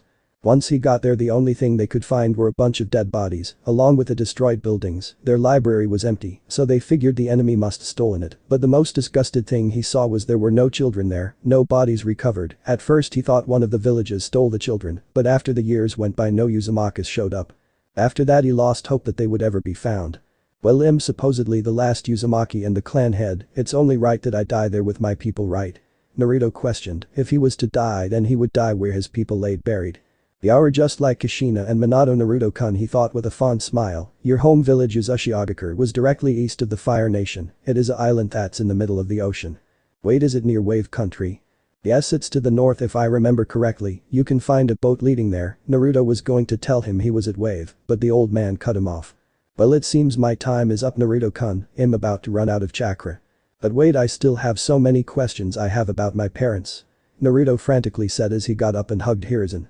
Just look through the scrolls, my boy, you will find all your answers there, Hiruzen replied as he patted the boy's back. Will I ever see you again, Gigi? Of course, death is never the end. They were quiet for a second until Naruto spoke up. I'm sorry, Naruto mumbled. What are you sorry for? He questioned as he looked down at Naruto. I kept a secret from you when you were still alive. Wait, is it?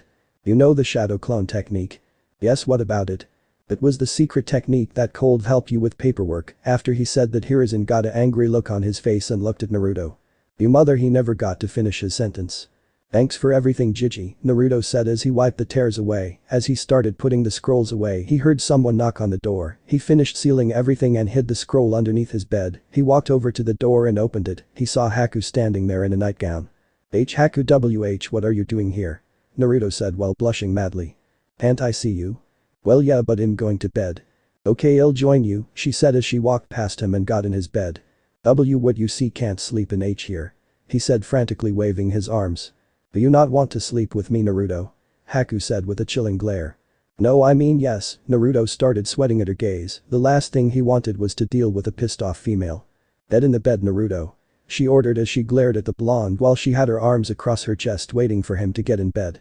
Hi, he stuttered as he jumped in bed and went under the covers. Haku looked around the room while laying down. Zabuza said she shouldn't bother him because he was currently busy beating his meat, whatever that means. What were you doing in here?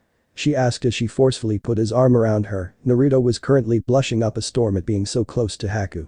Just finding out some stuff about my past. I heard you're leaving at the end of the week, Naruto questioned softly as he held Haku tighter. Zabuza-sama wishes to go find some more missions so he can send money to the rebellion and to his fiancée back home, Haku replied as she snuggled closer to her blonde. The homicidal maniac is engaged to someone back home. I feel bad for whoever she is. She's a homicidal maniac too, she's one of the 7 ninja swordsmen of the mist, her name is Amaori Ringo, they're perfect for each other. Must been hard leaving her behind. That's what happens in war, you watch as your loved ones die in front of you, it's awful, she spoke softly as she remembered her mother dying in front of her. I wish I could help you, Haku-chan, but I'm pretty much useless right now. It's fine, Naruto-kun, but don't worry, I'll be here for you. You weren't going with Zabuza? Naruto asked, he knew this conversation would be coming up. He can survive without me for a while. Haku-chan, you can't stay with me. What, why not? She said, sitting up glaring at him. Do you wish to see me die, Haku? No. That's why you gotta go, Haku, I don't want you to see me as I die. I don't care, I'm not leaving you alone again, she replied looking away from him. Naruto sighed at her reply. No doubt would it be hard to convince her she needs to leave. Oh well, he would figure something out. After a couple minutes of laying next to each other, Haku turned around and embraced him while she started crying. Haku knew he was right. She didn't wish to see the boy she fell for to die in front of her and being unable to save him, like how her mother died in front of her. Well, she could do nothing as the man she once called father tried to kill her. If it wasn't for Zabuza, then she would have been dead long ago. Naruto could do nothing but rub her back as Haku cried herself to sleep. He knew it was going to be hard leaving her behind, but he knew it was the only way. He didn't want an emotional goodbye and didn't wish to die in this house. Nothing against Tsunami or her father, but he needed to die with his people. After a couple of minutes went by, Naruto noticed Haku stopped crying. He looked down at her face and smiled. Even as she slept, she still looked beautiful as the day he met her. Line break 1 week.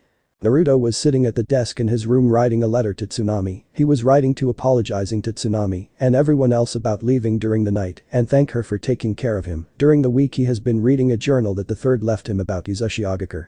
It appears after the third searched his homeland with his troops, he activated the defense mechanism that defends the island from intruders. Guess it didn't help against a 3-main village assault. Naruto reread it and found out how to deactivate the whirlpools. As he looked down on the desk he noticed the 2 letters he just wrote for Tsunami and Haku. The Tsunami-chan. I just want to say that I'm very thankful to you and your family for taking care of me since I've been here. As you know, I'm dying, and I'm already showing signs that I'll be dead in less than a month's time. I do not wish for you and your family to have to see me as I pass away, so I'm leaving tonight to go someplace where I can die safely. I can't tell you where I'm going. I don't wish for anyone to come and take away my corpse because I can say there isn't a better place for me to die than there. I cannot express the gratitude I have for you for healing me, so I could have a few more weeks to live and get my affairs in order. Make sure Inari doesn't lose hope as he did before. There will always be heroes out there in the world, and he can become one too. Also, you need to stop your father from drinking. He has to make sure Wave prospers for a long time. I left a scroll with money in it, so you can buy a new house and help your people. Goodbye. Haku-chan. As you are probably reading this, you no doubt are furious at me for leaving when you said you wanted to stay with me. Zabuza said he was leaving later today to take on more missions to help his people. I will be leaving a scroll with enough money to help the rebels so they can have a fighting chance. I know you wish to stand by me until I die, but you shouldn't witness it. I hope you return home with Zabuza and win the war so nobody has to go through what you did and not come looking for me. I'm leaving now. I just want you to understand that you are precious to me and I love you. As he reread them, he placed them in 2 envelopes and left the scrolls with the money in it. After he was done, he got up from the desk and went to put on a black cloak that he got from inside one of the scrolls he got. After a few minutes of collecting everything, he sealed it all up and placed the scroll in his pocket. Naruto then jumped out the window and started running to the pier in hopes of finding a boat to take him to his resting place. Line break. A hooded figure could be seen walking through the docks looking for a boat to take him where he needs to go. As he was walking, the figure never noticed a female following him closely. The figure noticed a man asleep on his small boat. As he got closer, he shocked the man's shoulder to wake him up. Excuse me sir, can you help me? What do you want? Can't you see I'm trying to sleep? The male said as he rolled over to his side. I was wondering if you could take me to Uzashigakure. Money isn't an issue. No can do, that place is a death trap to any fisherman. Whirlpools surround the island, and if you get too close, you get sucked in and die. Now beat it and let me rest. I have a way to turn them off, didn't I say get lost? There is no way I'm going there. The hooded figure was about to argue with the man, but the female who was following him finally made her presence known. Maybe I can be of help. The female said as she looked at the drunk fisherman and hooded figure. The hooded figure turned around and took off his hood, revealing Naruto. Naruto glared at the female who followed him here. What are you doing here, Grayfia? What are you doing here, Grayfia? Naruto questioned as he looked at the woman in front of him. He was sure that nobody was up when he left the house, but here she was dressed up in her maid uniform again. I apologize, Naruto-sama, but once I sensed you leaving the house, I checked your bedroom and discovered your notes. After I found out you were leaving, I quickly followed you all the way here. Please forgive me. Grayfia apologized as she bowed to him. It's fine, but why are you here? You're not gonna make me go back, are you? Naruto stated as he shot a glare at the older woman. If she wishes to bring him back, then he won't go down without a fight. No, Naruto-sama, it is not my place to bring you back. However, I know you do not wish to die by yourself, so I will accompany you until you depart, she said as she walked past him and got inside the boat with the fisherman who is staring off into space. Being concerned for the guy, Naruto reached over and slapped him across his face. Hey old man, you okay? But all he got in return was the fisherman looking to the side now and ignoring him. He was about to slap the old fool again, but Grayfia grabbed his hand. "He is perfectly alright, I assure you, I just placed a spell on him to obey us for the time being," she said softly as she let go of his hand. "But isn't that slavery?" he asked her. It didn't feel right in taking the man's free will and making him do things that he didn't wish to do. "Do you not wish to go to wherever you were planning before I appeared?" Grayfia answered, raising her delicate eyebrow in a questionable look.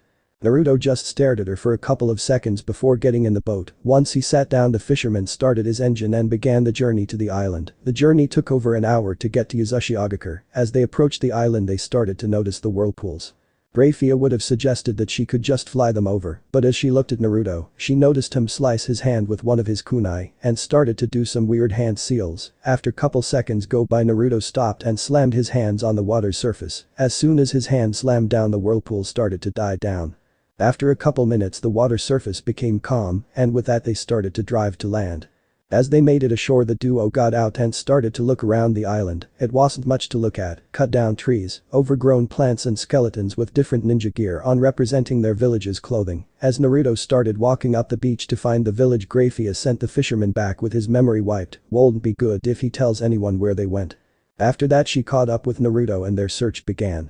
After walking for about a half an hour of walking through the dense forest, they came across a huge wall, twice as big as the Hidden Leaf villages. As Naruto was looking at the magnificent structure, he noticed that there was multiple holes in the wall. He concluded it was probably how the enemy gained entry to his kin's village. "Grayfia-san, can you by chance fly us up there?" Naruto questioned as he turned to the female maid who was currently examining a skeleton with an Anbu mask with "No" on the front. "Of course, Naruto-sama, but you have to hold on while I fly us up," Grayfia replied as she walked over to Naruto and went behind as she grabbed underneath his arms. "I'm not a little kid, Dadabeo," exclaimed Naruto, who was trying hard not to blush as he was picked up like a child. She then sprouted her wings and took flight. To say Naruto was scared was an understatement. She was moving incredibly fast, and him having his fear of heights didn't help either. As they reached the top of the wall, they got a look at the multiple structures inside. Most of them were destroyed, and the ones that weren't had their doors kicked in. The only building that looked untouched was a building in the middle that Naruto guessed was the cage building. As Grayfia placed Naruto down after flying back to ground, they began their walk through the village. "If you don't mind me asking, Naruto-sama, but what is this place?" Grayfia questioned as she looked at a pile of skeletons when they walked by what she assumed was a schoolyard. "This is Uzashigakure, my kin's homeland, or what's left of it," Naruto muttered as he tried to avoid looking at his kin's remains all over the place. "What happened to them?" "From what I was told and read about, the Uzumakas lived isolated on this island. They only spoke with the Hidden Leaf village and ignored the rest of the villages. But during the Second Great War, 3 of the 5 main villages along with a handful of smaller villages waged war against here, and you can see the results. The book that my gramps left me said it was because of my kin that the war ended, taking down half of the allied shinobi with them," Naruto said with a smile. The Uzumakas were truly something. Grayfia chose to hold her tongue, not wanting to upset Naruto any further. After walking for a bit, they found themselves in front of the cage building.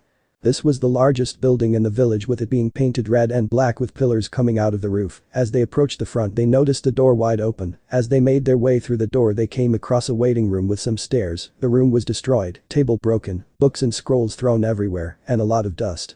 As they climbed the stairs, they came to a vertical hallway with multiple rooms on the side. As they walked past the doorframe to the rooms, it looked exactly like it did downstairs, probably from the enemy searching for anything valuable. As they reached the end of the hallway, they found what appeared to be the Uzukage office. Naruto chose to start looking around the room while Grayfia stayed back and looked on. As Naruto was searching through some papers on the floor, his necklace started to glow red. Noticing it glowing, he took it off and put the gem close to his eye to get a better look at it. "Wonder what's going on with it?" Naruto questioned himself, but was soon answered when a door appeared below some pictures of some deeds with a cage hat on. Naruto looked at Grayfia, who was just as confused as he was, so deciding to check it out, Naruto walked to the door and placed his hand on the handle. He was however surprised when it cut his palm. In an instant, Grayfia was beside him holding his hand. As she held his hand, she casted a easy healing spell to heal his cut. When he looked at his hand, he was surprised to find there wasn't a cut on his palm anymore. After saying his thanks, they turned their attention back on the door. But now there was multiple ceilings on the door, and it appeared they were vanishing. As Naruto reached for the handle again, he was however stopped by Grayfia, who grabbed his wrist. "Allow me to do it this time." She didn't wait for a response as she put her hand on the handle and pushed the door open. What they saw was a staircase that went underneath the cage building deep underground. Grayfia was the first to start walking down the steps, with Naruto following closely. It took a few minutes to reach the bottom, but once they were there, they were met with complete darkness. As Grayfia activated a simple light spell so they could see, the area lit up around them, and they soon find themselves in a large cavern with a 100-foot gold pyramid in the middle. As the duo walked up to the entrance they were met with twin golden doors, with Grayfia being first, she pushed the doors open with ease, thanks to her devil strength. As the duo walked in they were yet again met with darkness, but that soon disappeared when torches that was on the inside of the pyramid lit up, and to say both were surprised was an understatement. The room that was at least 50 feet high was filled to the brim with gold and different metal ores. Along with that was books and scrolls that were in piles and weapons that could arm an entire country, but what caught his attention was a necklace that was sitting in the middle of the room that was in a glass jar. At seeing this he ran over to get a better look at it. It was a golden necklace that had what appeared to be an eye engraved to the front of it. As Naruto removed the glass case he went to pick up the necklace, but was stopped by Grayfia who grabbed his shoulder. "Do you think it is wise to touch things in here? We don't know if there is any traps to protect the treasure here." "Come on, what's the worst thing that can happen? It's not like the temple will start collapsing, right?" The only thing he got in return was her pinching his cheek and pulling hard. "You shouldn't mess with things you don't understand, Naruto-sama," Grayfia stated as she let go of his cheek. Naruto just rubbed his cheek and gave the silver-haired female a glare. Choosing to ignore her words he reached out and grabbed the necklace and took it off the mantle it was sitting on. After he took the necklace the duo stood there waiting for something to happen. But nothing did. He started chuckling and separated the back of the necklace and started to put it around his neck. "See, I told you nothing bad." Why? But that was far as he got because when he connected the back piece of the necklace the surrounding changed and he was in the office.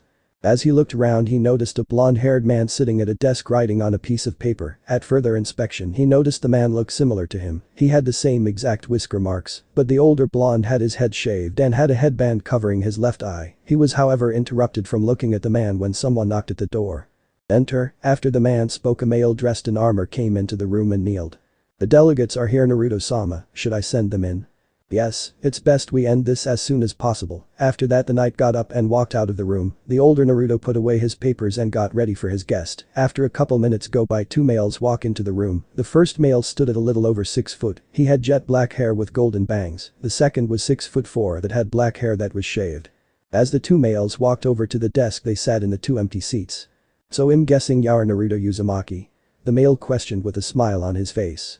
"That is correct, and I suspect you are Azazel, Governor General of the Fallen Faction, and this is your second in command Barakiel, Vice Governor General. What can I do for you, Azazel Dono?" Naruto questioned, even though he already knew why this man is here.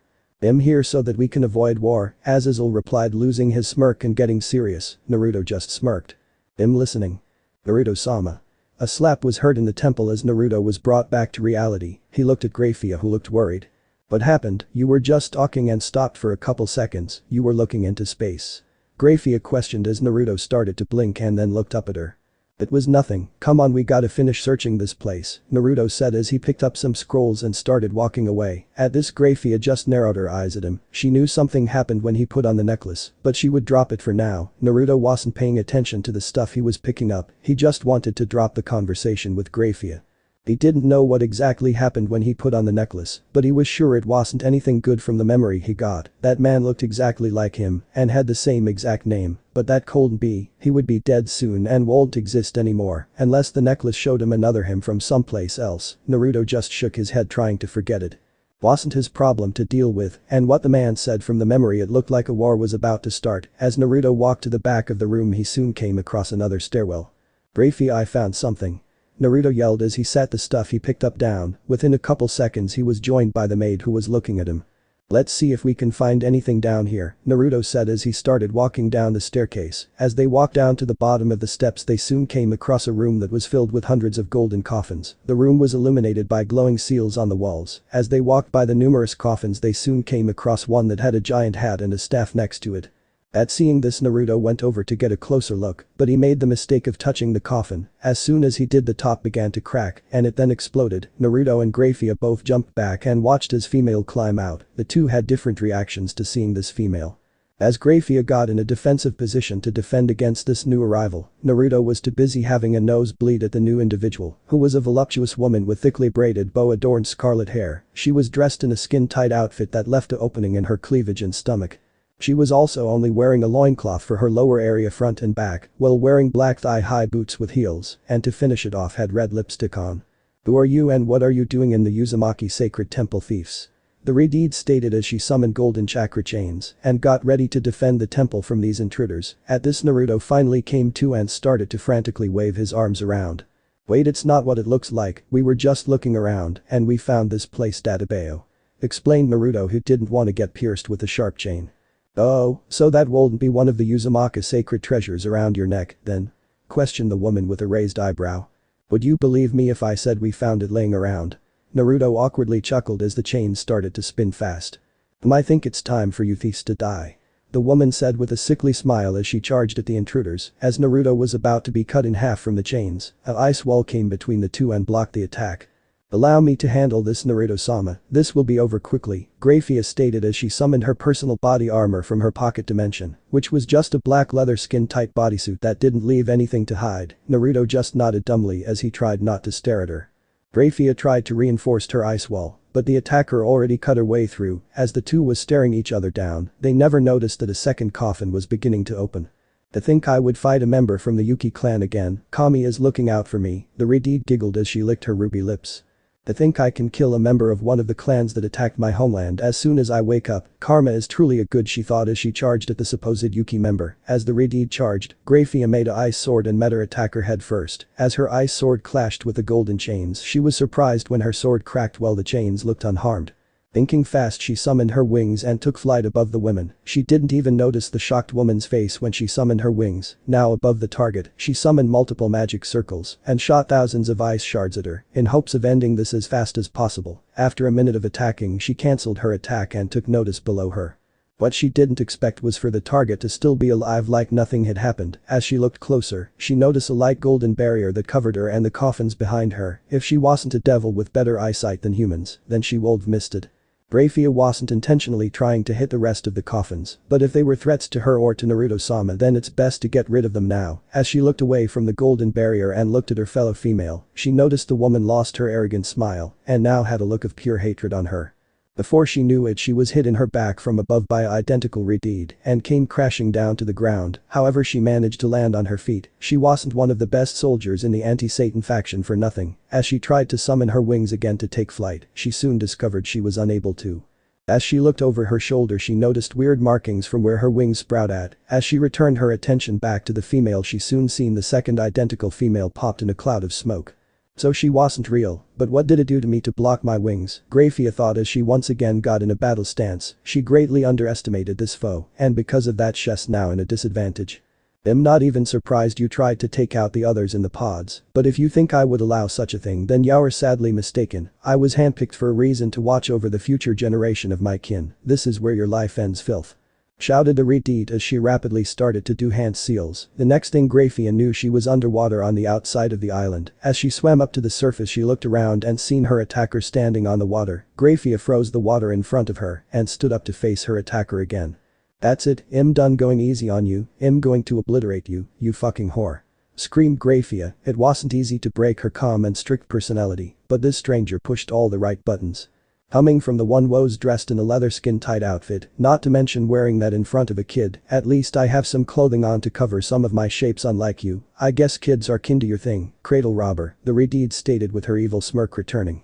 At this, Grayfia exploded. She summoned hundreds of magic circle to finish this bitch off, but was interrupted by someone new. "Enough," yelled a female who appeared to be her teenage years. The newcomer was a slender, voluptuous Redeed who had purple eyes with her hair covering her right eye. She had metal armor covering her upper body, while wearing a blue skirt with black boots and matching diamond-shaped silver earrings. But what shocked Grayfia the most was Naruto being held by his hair with a sword pressed to his throat. At seeing this, she cancelled her attack, not wanting to see the child who rescued her to die. "You okay, Kachan?" the younger female questioned as she held the kid hostage. "Of course I am, I'm just about to finish this, but first tell me, Yuki member, what is your name?" "My name is Grayfia Lucifuge," she stated as she gritted her teeth, not liking how she has to answer the female.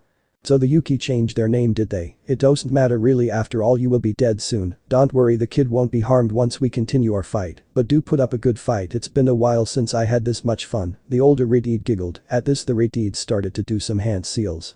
Grayfia re-summoned her magic circles in hopes of defeating her quickly and rescuing Naruto, but before she could attack the Redeed slammed her palms in the ocean water and yelled summoning jutsu. Once the female screamed that she and the other two on her side was covered in a mountain of smoke. After a couple of seconds the smoke started to clear. In all her life, she only got scared twice. When she witnessed the heavenly dragons fought each other, and when God entered the fight in the Great War, now it was 3 times. Once the smoke completely cleared away, the monster that stood in front of her struck fear in her heart. It was an abomination. It stood 200 meters tall. It had an octopus-like face with multiple tentacles. It had dragon wings and scaly, rubbery-looking body. Prodigious claws on hind and 4 feet, with webbed human-like arms and legs, and the beast reeked of death. The only thing Grayfia could do was shake. On top of the beast head stood the 2 Redeeds and Naruto, who was still being held. You should feel honored to gaze at one of the 5 guardians of the Uzumaki's, Grayfia-san. My name is Irene Uzumaki, one of the most powerful Uzumakis that has ever lived, and this is my daughter Urza Uzumaki, who will one day become Uzukage, Irene stated as she sat down on the guardian's head. At this she grew a bloodthirsty grin as she started to laugh menacingly. And this is Cthulhu, who holds enough power to be equal to that of the 6 tails. Say your prayers, Grayfia-san, this is where your life ends. Thanks for watching.